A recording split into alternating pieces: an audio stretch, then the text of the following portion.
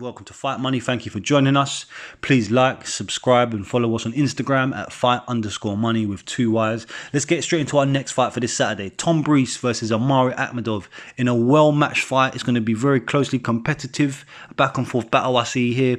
I do feel that this fight goes to the scorecards. It goes decision. I don't see anyone getting stopped, but I'm not sure which way this fight goes. I'm leaning slightly towards Tom Breese in this one. For some reason, I'm stumped with this fight. The reason being is, look, Tom Breese, he's taller, he looks like he's more powerful. It looks like he will be able to deal with Omari Akhmedov's grappling. And if he is able to do so, if he's able to stop some of Akhmedov's takedowns and he's able to get up once he's been taken down and make it more of a stand-up battle, I do feel that Tom Breese will win this fight.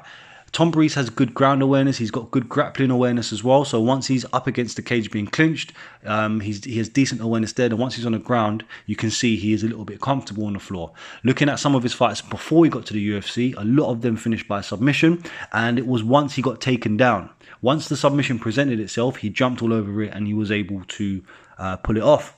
Now, with Omari Akhmedov, it's going to be very interesting to see the strength levels and difference here. Because you have to remember, Tom Breese is 6'3", right?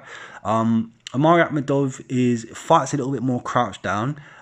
His reach is going to be a little bit shorter. And I do feel Tom Breese is just going to be one step ahead of him. But Tom Breese has spent in his last 3 fights, going back to May 27, 2018, he's not been in the cage longer than 15 minutes. Prior to that, he had 2 years out the cage, and then he fought Sean Strickland back in 2016, which he lost a split decision to, which is something of note because Sean Strickland is a very good stand-up artist. He's got great, excellent striking, in my opinion. I really like his stuff.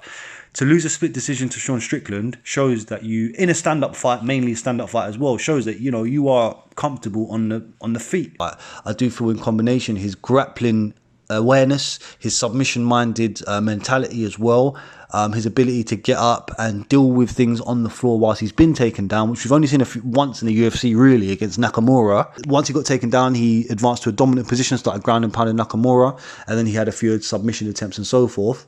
That's what he's going to need to beat Omari Akhmedov. And I think Omari Akhmedov looks a bit laboured as well. When he gets to like the second, third round and he's persistent with that takedown and he's unsuccessful, I do see that as well being a factor for Tom Breese. But how I see Omari Akhmedov actually winning this fight is if Tom Breese simply isn't physically prepared, because he hasn't gone 15, his last 3 fights is less than 15 minutes over 3 years. So that means that he hasn't fought to the full effect with a wrestler, with a grappler, someone throwing bombs for 15 minutes. So he needs to make sure that he's done what he's needed to do in the gym, that he's sparred hard, he's had all the proper work in. Otherwise, this will be Akhmedov's fight. It's a very close fight. It's an interesting one to see. I do feel it goes to the scorecards. And that's it, ladies and gentlemen. Let's tune in and let's see what happens. Let me know what you think. Remember, like, subscribe, follow us on Instagram at fight_money with 2 Y's. Thank you for joining us, ladies and gentlemen.